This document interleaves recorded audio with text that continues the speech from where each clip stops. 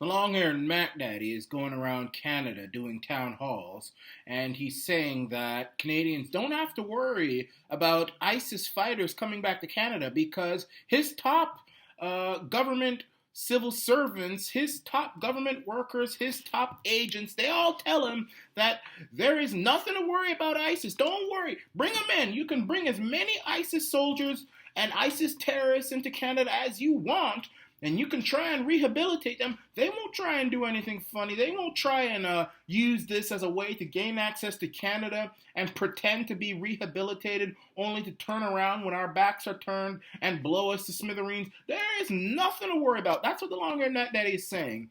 He was actually at a town hall the other day, and somebody actually asked him, what are you doing to make sure that Canada remains a safe country after you have made the decision to bring in ISIS terrorists into Canada in the hopes of rehabilitating them?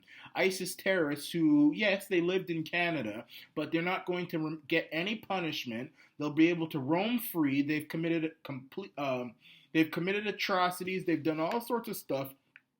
They joined a vicious terrorist organization which throws gay people off of buildings, forces women to wrap up in nasty bed sheets, and the long-haired Mac Daddy calls himself a feminist, but he's allowing these people to come back into Canada, no punishment for their deeds, no punishment for joining this organization, but just come on in, and the guy is asking, what are you doing to keep us safe? First of all, the long-haired Mac Daddy referred to ISIS terrorists as returning foreign travelers, which is a big insult to Canadians because he refuses to call them terrorists. It's actually contemptible the way these liberals, like the long-haired Mac Daddy Justin Trudeau and Barack Hussein Obama before him, it's so contemptible to see how they go so out of their way and so far to make sure that nobody calls ISIS, or they will not refer to ISIS as a terrorist organization. They would never dare to do that. That's almost like saying the F word in school. They would never dare do that. It's so scary and contemptible and insulting and outrageous to see the depths of which they would go to avoid linking ISIS to any form of terrorism or barbarism whatsoever. But calling them returning foreign travelers as if you're just somebody going on a visit to Spain and you're coming back.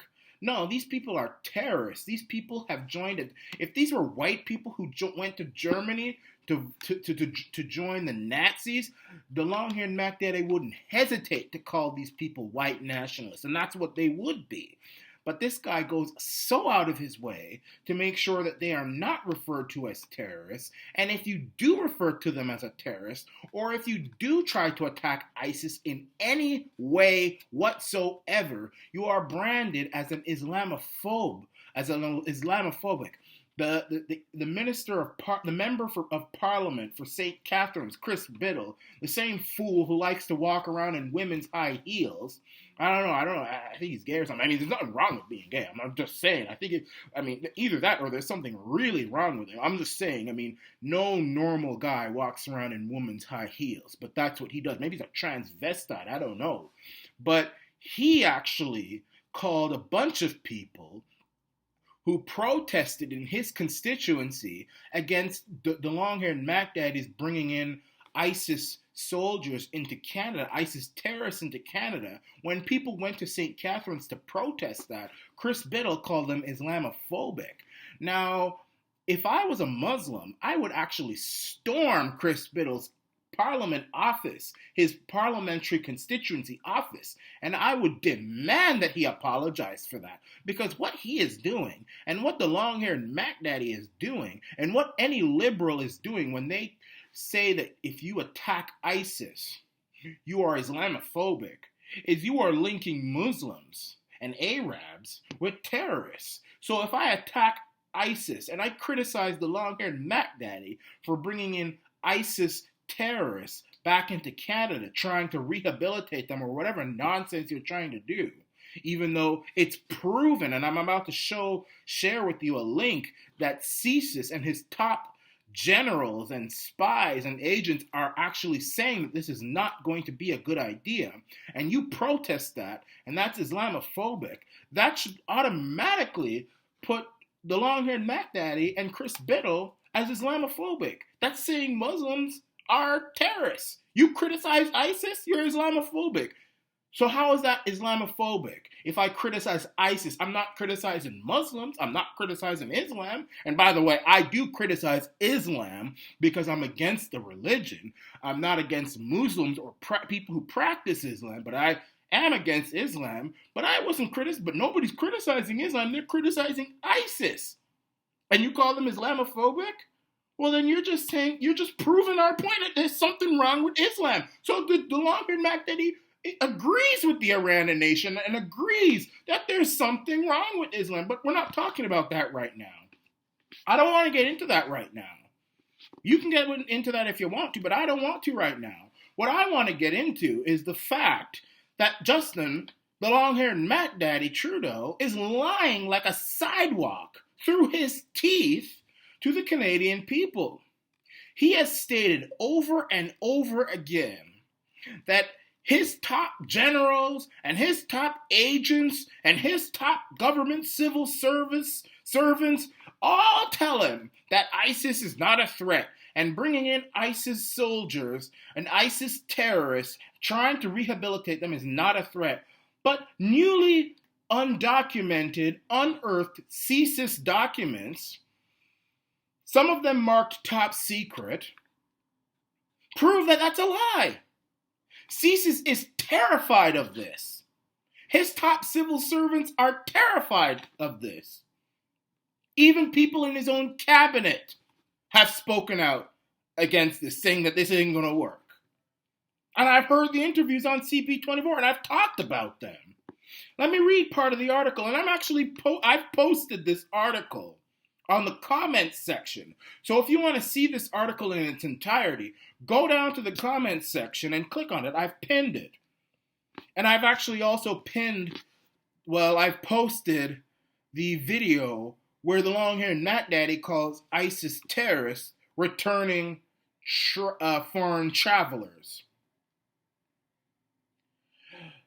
Recently unearthed documents from CSIS, some of them marked top secret, reveal alarming information about how Canada's spy agency views the jihadist threat, what they're doing to track it, and their concerns about future attacks on home soil.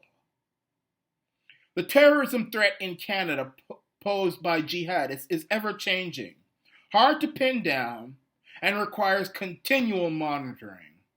According to the upper brass at the Canadian Security Intelligence Service, the service, CSIS, has never before faced the terrorist threat of the scope, scale, and complexity of Sunni Islamist-inspired terrorism, reads an unclassified committee briefing note prepared for an unidentified individual in October 2016.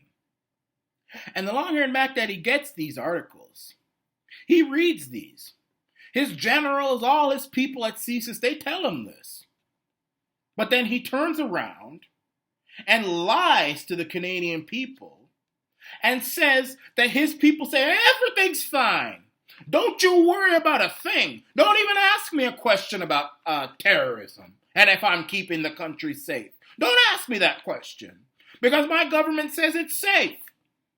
And if you criticize ISIS, you're Islamophobic. That's what he says. But he reads what I've just read. CSIS tells him this stuff every day. Every day the Prime Minister gets a security briefing. On a regular basis. And this is what they're telling him. And this is coming from CSIS. And you can read the full article. During a 2017 year-end interview with CTV, Trudeau said remorseful returning fighters, that's another word he calls them, other than terrorists, can be an extraordinarily powerful voice for preventing radicalization in future generations. Well, here's how I look at that.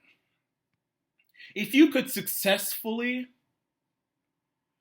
rehabilitate somebody, and then in return they go to a classroom or somewhere and preach about how they don't join ISIS, that's one thing.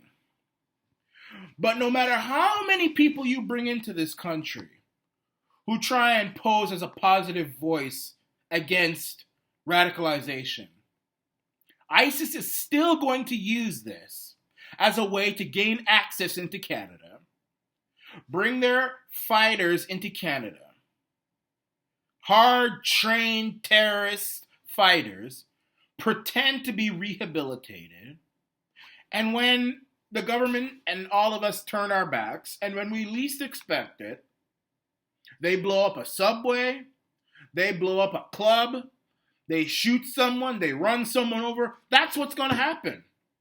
It's not a matter of if, it's when. It's going to happen. Mark my words, it's going to happen. There is no turning from it. So you can bring in all the people you want, and you can get them to preach at all the schools you want, and all the churches you want, and all the supper clubs you want, and all the libraries, and all the street corners about how joining terrorist organizations is bad. I know, because I was in one. There is still going to be that opportunity for ISIS to use this lackadaisically stupid government's decision to bring in ISIS soldiers, for them to use this as an opportunity to gain access to our country, pretend to be rehabilitated, and when we turn our backs, they attack us. This is the Iranian nation.